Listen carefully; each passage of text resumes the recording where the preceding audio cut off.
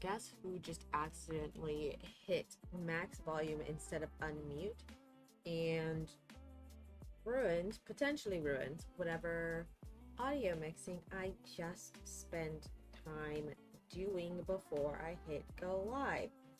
At this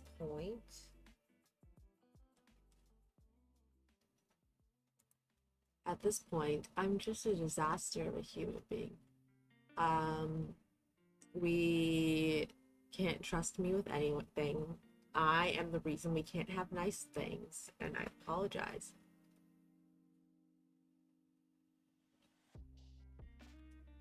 It's a lovely time. It's a whole ass thing. It's a whole ass thing. It's a whole ass time, and it's a whole ass shebang. Okay. Hello. Okay. Okay. Let's go ahead and get started. This is going to be a bit more of a fly by the seat of your pants kind of review because it took me so long. Like, look at these notes for Babel. It took me so long to go through all of the notes that I had set aside for Babel that by the time, like, the reason why this took so long because I was organizing all these fucking notes, and there's a lot of notes and highlights and comments here. And oh, don't close it, just put it behind everything else. It took me so long, and by the time I finished, I was just like, fuck it, I'm not doing no more. We're just gonna improv a summary for you guys. And I don't know how much time I'm gonna dedicate to actually going over some of the quotes, which obviously Babel has some phenomenal quotes. Actually, I really want to go to this page.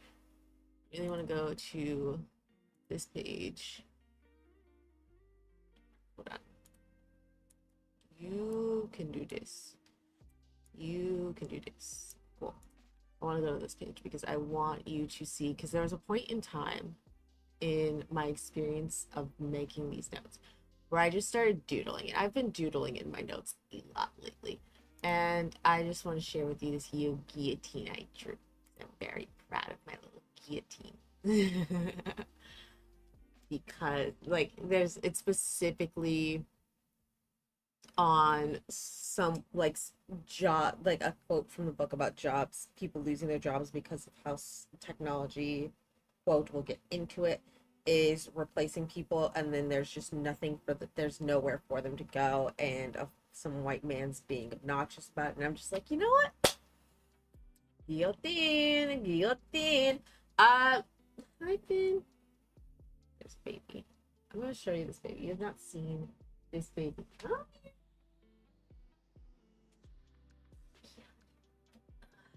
Stanley. He is a needle. Don't get on the computer. He's gonna leave. Poor baby.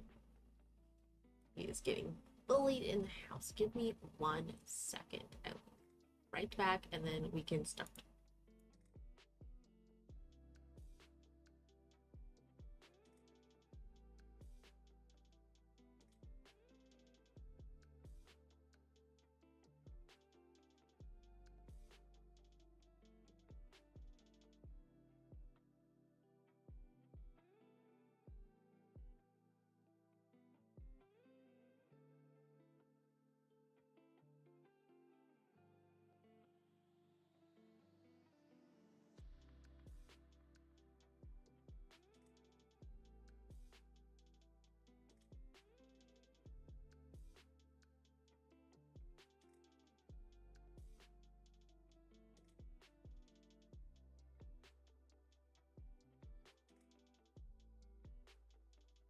Like I never left. Okay, let's start. We'll spend most of the stream looking at the guillotine because the guillotine's adorable and we love it. I also have another cat who's just laying on a suitcase in the most lazy cat way to lay on a suitcase. He's like just spread out over the sides of it. He's adorable. That one's Nugget. That's the other orange cat.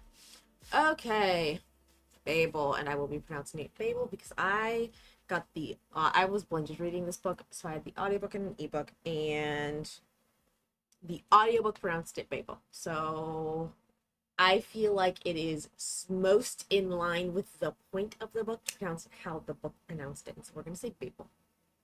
Um, okay. So this book, we start off with our character who is not going by this name at this point, but he will become Robin Swift. Our character, he is in Canton, China, and his entire family is dying of a plague. I forgot which one specifically. Cholera, actually. It might have been cholera. And he is like on the verge of it. And this dude comes by, places a silver bar on his chest, and it heals him. And dude takes him away and trains him in English and several other languages to learn to translate. After years of this, he is sent to Babel Academy at Oxford to train in translation. Everyone kind of learns like Greek and Latin and some of those languages, but he specializes in Mandarin. And the purpose for this is that England, core of the empire, England uses translation on silver bars, and if what you do is you put one word in one language on one side of the silver bar, and then something else on the other in another language on the other side of the silver bar, and the meaning that is missing, the meaning that isn't directly translated, is caught in the silver, and it causes some magic to happen, and that is used to essentially run all of British society. So there are silver bars used to make trains runs faster and smoother. There are silver bars to make mail lighter, so that way it's easier to transfer in a mail truck, stuff like that. And so they have our main characters are Robin and several other kids who have essentially gone through very similar things of being pulled from their countries to translate for the British Empire. And so that's going to be Remy, Victoire, and then we have Letty, who is this white girl who she wants to translate. She's just very interested in language, and I would describe Letty as essentially saying there's something wrong with everyone that does not view the world the same as her.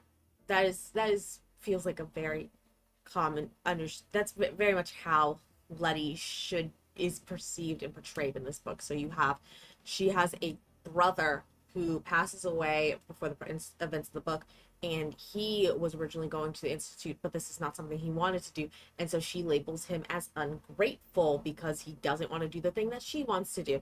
And later we get into conflicts with her not understanding the racism that goes into Victoire, Remy, and Robin's interactions with the academy and its whole, and she again labels them as ungrateful because she has experienced a level of prejudice as a woman and so she feels like if she wants to still be here, then they should be grateful to want to be there as well.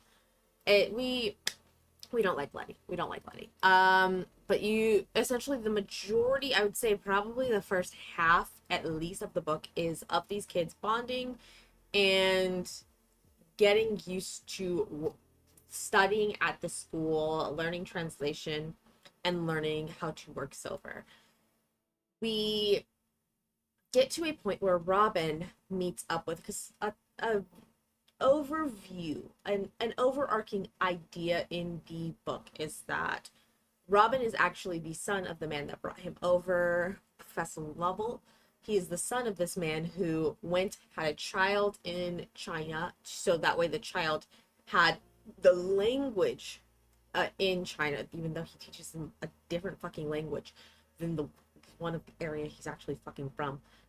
Teaches him he wants a child that has the language of that homeland, and then bring him to England, make sure he's well versed in English as well, and that way that can make their translations in that language stronger. Um, and of course, there's he wants them civilized with his whiteness as a father. So that's kind of that's a process there. There is also a point where Robin runs into his brother, another child of Professor Level, who his name,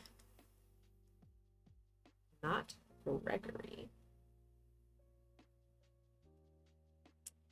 For some reason, his brother's name is not even kind of coming to mind right now.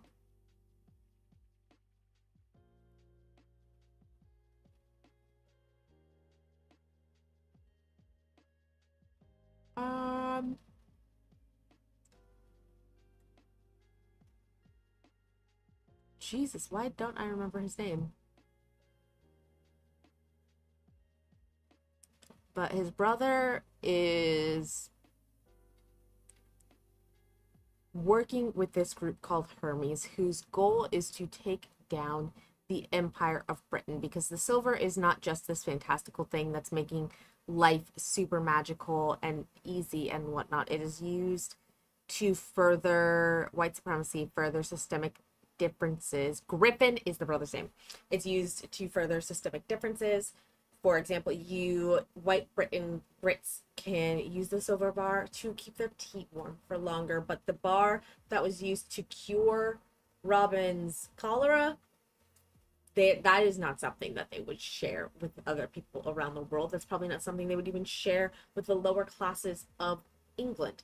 And so, but even more so, they use silver to make guns work faster, to make warships move faster, stuff of that sort, to help further the violent colonization around the world. There's also the money involved. They money they get from some sales of silver or some from sales of slaves goes into getting silver, and then they use the slave labor to get more products, stuff like that.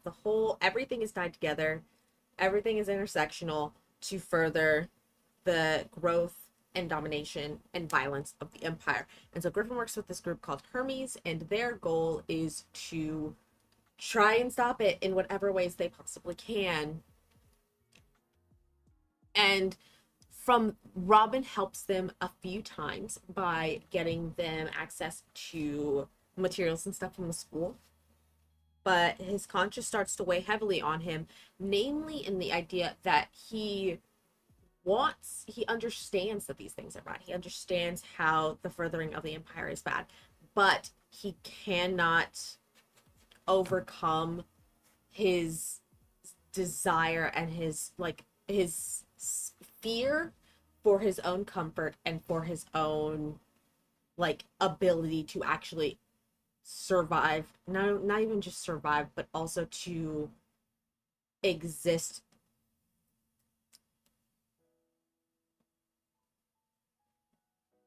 not freely is not the word. It is closer to the issue of comfort. He is more concerned with his ability to stay comfortable in the empire, his ability to thrive and progress within the empire. He's more concerned for his ability to benefit as well from the empire than he is with the actual harms that are happening to it. And so that becomes a journey that he really struggles with throughout a lot of the book, is he's just struggling to figure out and emotionally and mentally accept that he is allowing the deaths and forsaking the deaths of so many people, including his own people, just so that way he can drink tea in the morning without any issue, without any disturbance. And again, that becomes a issue that he is dealing with for a lot of the book, is trying to reconcile these two things. We eventually get to a point in the book where Robin has been trying to live his life freely, has been trying to live his life ignoring Griffin and Hermes and everything that they reveal about the world he is trying to integrate with. And he's going to the Babel, which is the tower for translation, the actual like building, the actual school for translation, and he runs into Victoire and Remy, his two friends, who are stealing for Hermes, and they get caught up in a trap that is set to try and prevent thievery. He takes the blame for them, and from there, Professor Level, under horrible ignorance, thinks the best thing to help, because he is under the impression that Robin was the one trying to steal. He believes that the best way to help Robin better understand and better feel grateful for everything he has as a transplant into England. Best way to make him feel grateful and understand how much he has is to take him back to his homeland, to try and trick them into allowing opium into the city, so that way, because at the moment the largest reserves of silver in the world are in China, and the Chinese have nothing that they want from Britain to trade for it. So they want to manipulate a way to, well, at present, Robin is under the impression that they want to essentially manipulate a way into getting the Chinese to allow opium into their cities, so that way, once people are addicted, they are further inclined to trade the silver for the opium, so that way they can have access to those reserves. Robin gets there, is seeing how badly opium is treating and is impacting the place he grew up in. He's also seeing how badly British expansion has changed what little he even remembers of this place he was born in. And he tells the person that they are negotiating with the truth, that the British are just trying to manipulate you for the silver. And I forgot, the Cantonese leadership that has been meeting with them orders for two ships that have been holding British opium that has been illegally being brought to the city, orders that be blown up, which Professor Lovell and his companions see as reasonable to use for a justification for war, but we later find out that they've been trying everything they can to get any measly excuse to start a war, because again, they have all of the silver, they have all of the translation power, they've been congealing all of that's not the word I want, we're going to use it. They've been congealing all of the translation power into and centering it around Britain, so Britain has all of the power of the silver. So if they go to war, they have an absurd advantage in that sense. Professor Lovell and Robin get into a fight on the ship back to England, and Robin ends up killing him with a silver bar that explodes his whole ass chest. The crew of four, all pitch in to try and hide the body and try and think of an excuse, trying to think of an alibi and whatnot. They get back to town and are almost immediately found out. So they go into hiding. And when they try to go into hiding, they run into Hermes Society and they hide out with those people. And a note here that's so frustrating that Letty just doesn't even consider, because again, she's like, I am a woman, I have been through so much, you haven't been through more than me, you're not treated any worse than I'm treated, when they, again, this whole group of four participated in the covering up of the murder, and yet only the people of color are accused and are wanted for said murder. But she doesn't care. She doesn't care.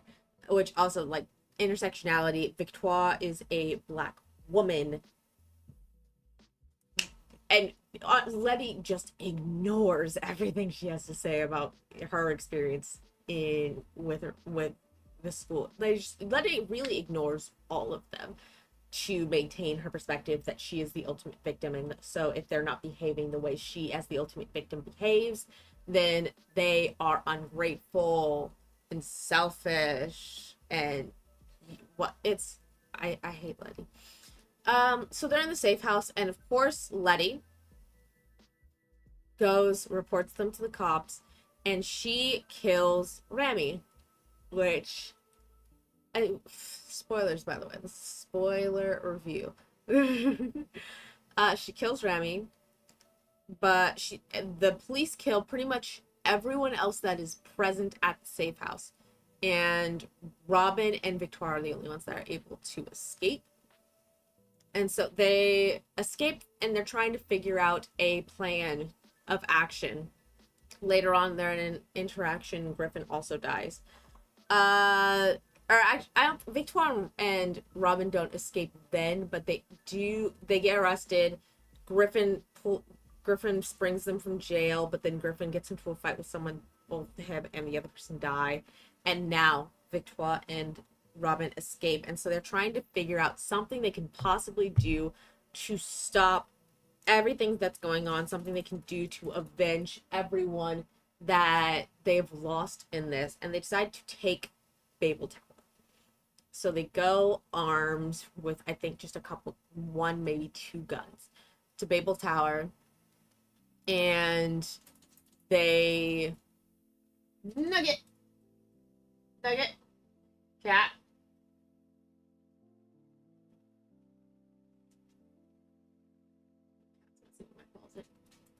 Guess we're meeting another cat today. My hair got caught on things.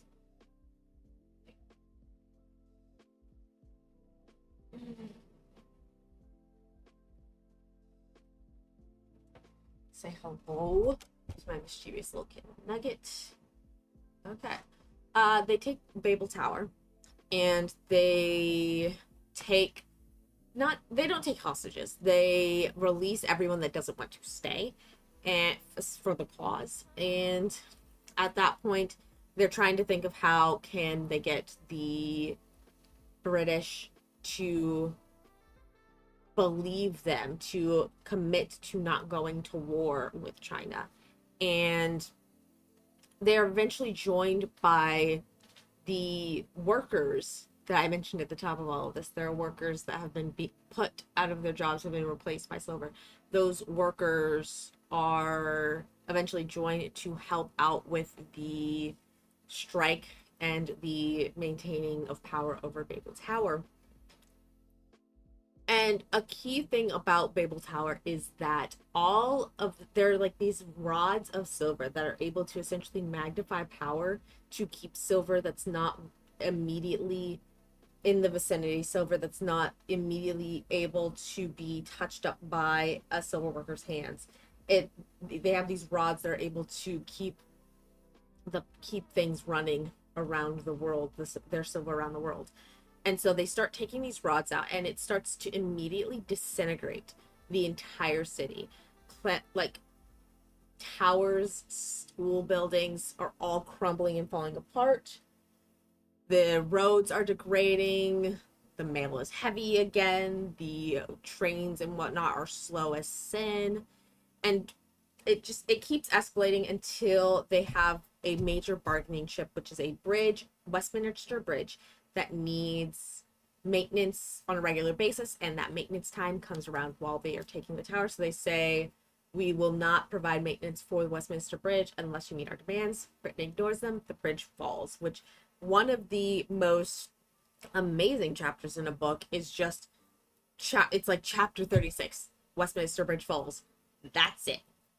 Beautiful. 10 out of 10. It's also, this book does have a lot of footnotes. So if you wanted, and I highly recommend, if you're going to read Babel, I highly recommend, honestly, I would recommend getting an ebook and an audio, if ebook and or audiobook, because it just makes accessing those footnotes extremely easy to do.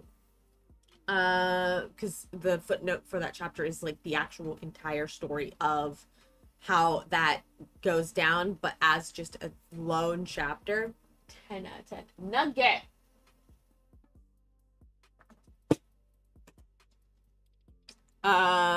So the bridge falls. Nothing happens. I think Britain still refuses to meet their demands, but I do think at this point they plan on sending the military into the tower to stop them. Letty comes by. Fuck Letty, which also fuck making me read a chapter from Letty's point of view. I hate her. That felt like reader cruelty, and I don't appreciate it. So Letty comes by and is saying, you guys can get a great deal to go to jail instead of being killed. And they're sticking to their guns of, we can't let this continue. And ultimately, the decision they have is that there's a specific match pair trying to translate the word translate and into different languages that will make a silver bar explode and completely nullify the effects of all silver it touches and all silver in the vicinity. And so they decide they want to use that match pair to just completely destroy Babel, all of the silver inside, all of the silver that's been used to maintain everything around, all of the empire's silver around the world.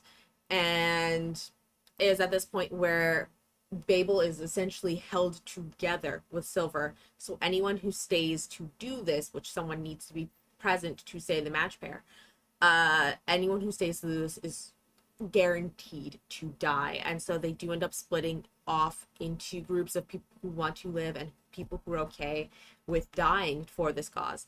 And I think genuinely, and I'm probably biased, but I'm still gonna say, probably the most radical thing Arf Kuang did in this book was to encourage and allow Victoire, the black woman of the book, to live in this moment and to say, like, you are making a change, you are fighting, and you are doing the work by living. When we live in a world that is completely and extremely built on the bodies of black women, to allow Victoire to live and treat that as just as powerful and as strong a choice as dying for the cause.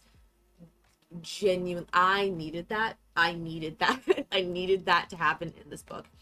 And so the book ends, or it doesn't end here. We do get an epilogue from Victoire, but Robin's section of the book ends with him, as well as several others who had decided to stay, reading match pairs and being inside while Babel Tower crumbles on them. And then we actually end the book with Victoire. I believe she's either in America or she's back in Haiti, which she is originally Haitian. She ends up in that hemisphere on the run, both trying to make as much change as she can wherever she goes, wherever she passes through, as well as keeping away from Letty, because she knows essentially the idea is if Letty ever finds out she was alive, then Letty has to face the fact that she was wrong, that the empire is wrong, and that the empire could be stopped. And Letty quite simply could not handle that, because white people quite simply cannot handle that. So that's Babel. Let me get a drink and then we can talk about some of this stuff.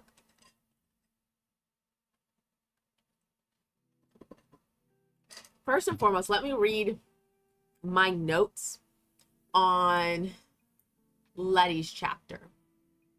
We can read them together. We can read it together. Yeah, right here. I actually feel like I've been traumatized by being forced to read from this ignorant and bigoted bitch's POV, and I'm disgusted with all the white white women that came to her defense when this book officially originally came out. Y'all disgust me. Y'all have me thinking this girl was like first and foremost, you had me thinking not that she had fucking killed one of the friends, like most likely because she just could not handle that she'd been turned down by a brown man.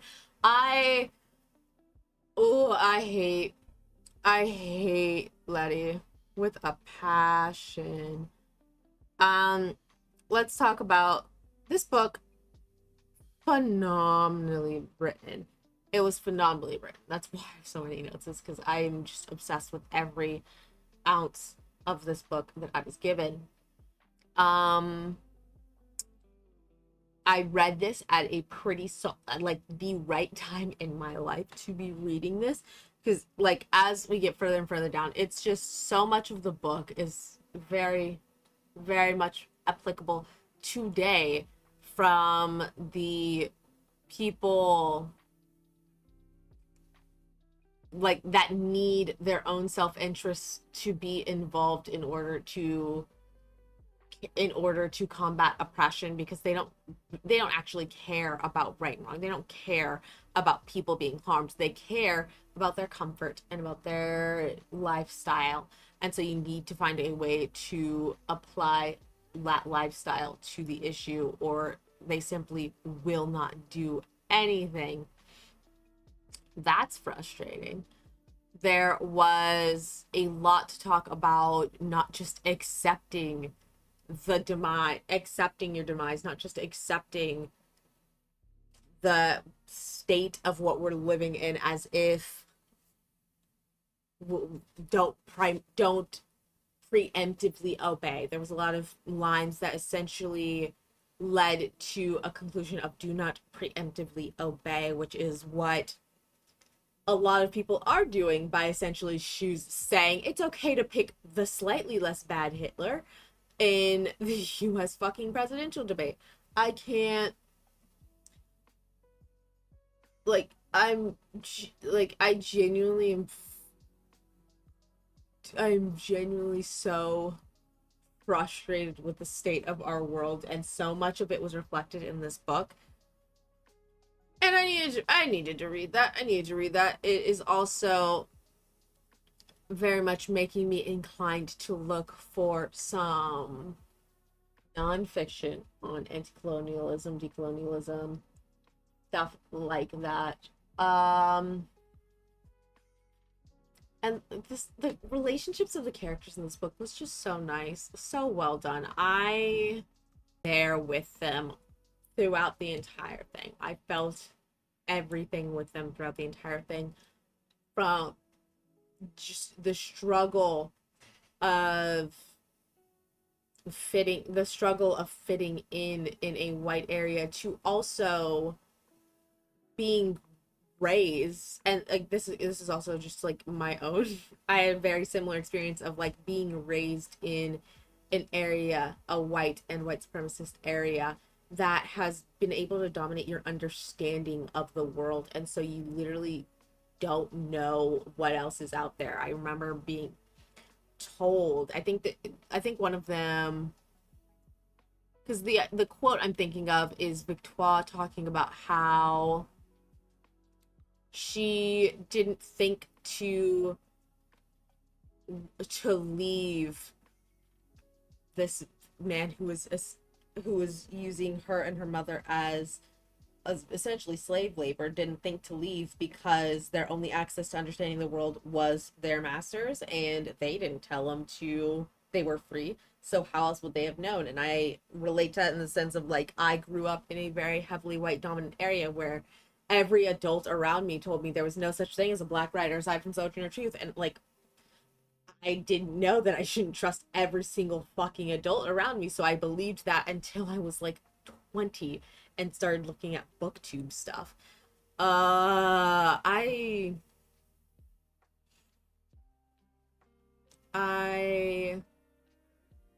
adore this book. I highly recommend this book. This book is a tome. This book is long, and so I highly recommend. I don't even know, just being prepared for that aspect of this book. But otherwise, absolute easiest 10 out of 10 of my life, easiest 5-star read of my life. I didn't ever change this screen, did I? Or I did, it just didn't actually do it because Canva's annoying like that. It's fine. That's the school. Those are the themes of the book. 5-star rating. There were spoilers. But yeah, phenomenal book. 10 out of 10. Cannot wait to see.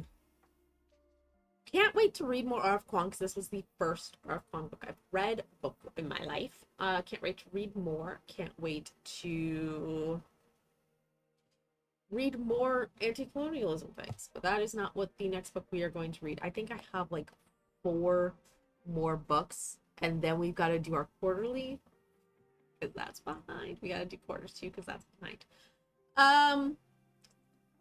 Next week even we're going to do No One's Gonna Take Our Soul Away. That one I'm pretty much done with the notes already. It was a time, I can say that it was a time. But yeah, I am almost done with those notes so that when you can for sure expect to see that come up next week. And maybe depending on if I have the time and mental, emotional, and physical strength to do it, I will try and gather some information so we can do a current events because things are happening in the world. It's exciting. It's exciting. That is all for me on Babel.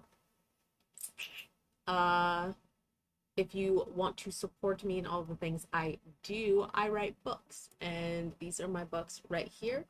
Queen of Thieves, A New Throne is my YSPI series, and Imani and Aaliyah's Fashion Bible is my new adult romance. Both are linked down below if you need to get a free copy.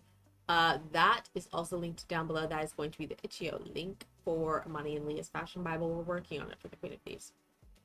And as well, linked down below, you will see links to a project to accumulate GoFundMe's, individual fundraisers for people in all of the global crises around the world. So you got Haiti, Sudan, Congo. There's also a link in that file is also links out to Operation Olive Branch and whatnot. And then you will also find my link to, it's not my link, but you'll find a link to snappa.com, which is, because apparently Canva is in a Zionist company, which we fucking hate. And so my goal is to be able to find, like, fully pull away from Canva by next year. It's just going to take me a hot minute to move programs and whatnot.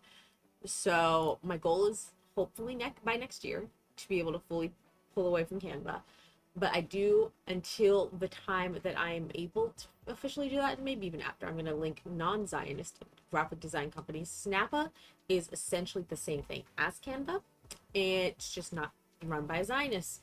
And academic presenter is kind of like a Prezi type of thing. That is a very different vibe to Canva, but it is the presentation vibe that I want for a lot of my, particularly like my multi-book streams.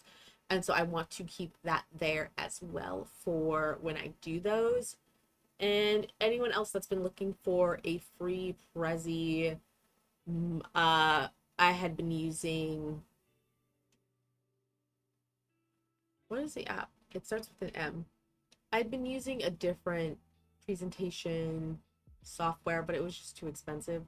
So if anyone's looking for that kind of alternative, that is also linked down below for you to check out. All of these things linked down below. Go check it out, and until next time, hopefully before my cats destroy my office, valedictions, friends.